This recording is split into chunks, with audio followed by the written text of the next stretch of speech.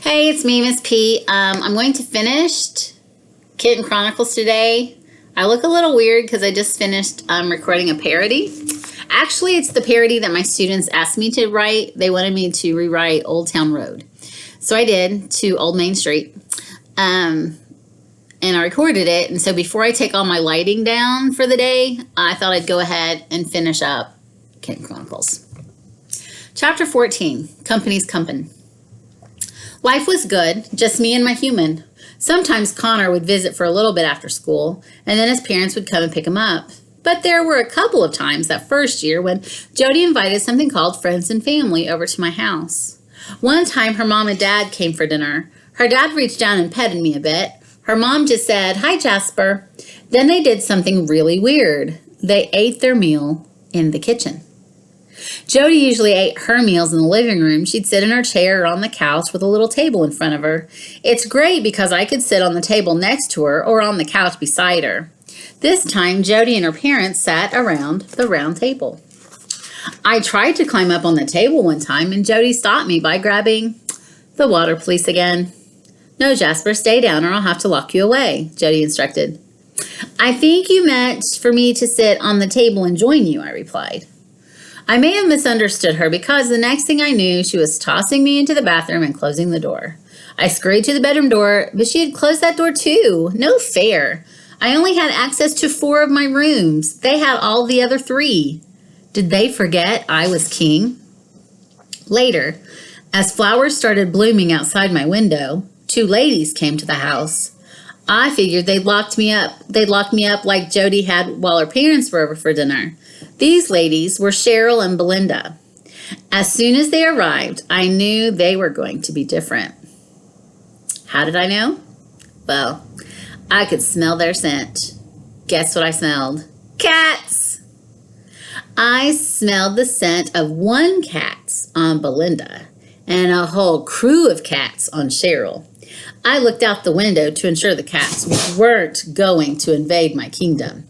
Nope. It was just these 2 friendly cat lovers.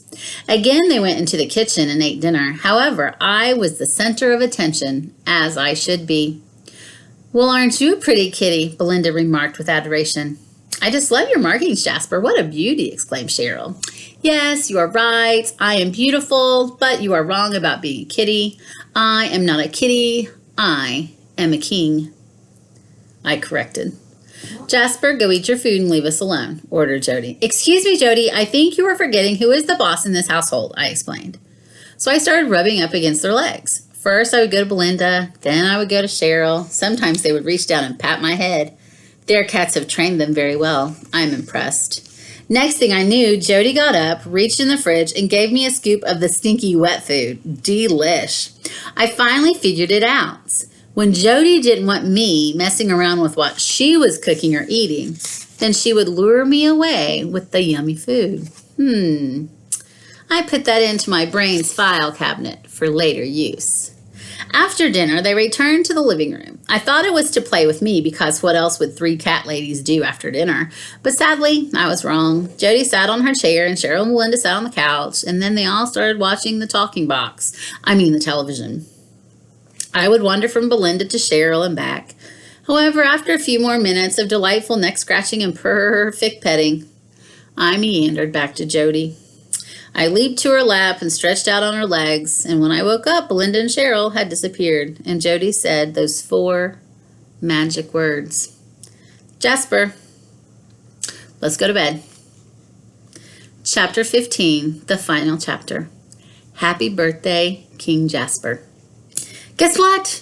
School was finally out for the summer. We returned to our original normal. It was great. Connor started coming back to the house.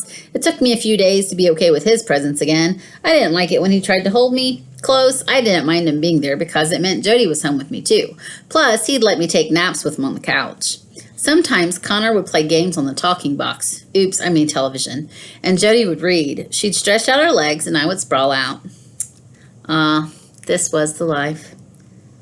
"Jody, Jasper's getting really big," Connor announced. "Duh, of course. I'm a beast," I bragged loudly. "As long as he keeps mice away, that's all that matters," Jody replied. They kept talking. I can't recall what they said because, well, it was time for my nap. I mean, an average cat sleeps for 15 to 20 hours each day, and since I was a king, I had to hit the high target.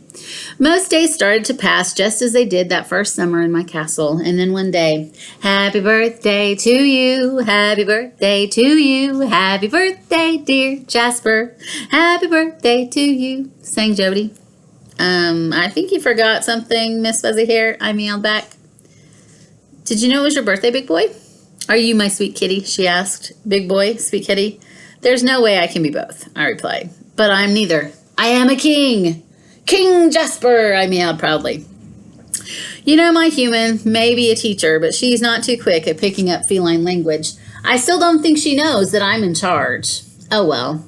She bought me a cool toy for my birthday. She also gave me a smelly fish-flavored feast without sneaking it into my jail to take me to the vet. I decided right then and there that I was going to keep my human. I knew without a doubt that she loved me. I just needed to make sure I kept her happy. So that meant I needed to figure out this mouse thing. I had played with a few this year, but I hadn't gotten rid of any. Now that I'm a 1-year-old intelligent, mature feline, I realized I needed to start working to transform from a cute little pet to a clever and feared predator. But that part of the journey will have to be saved for another day.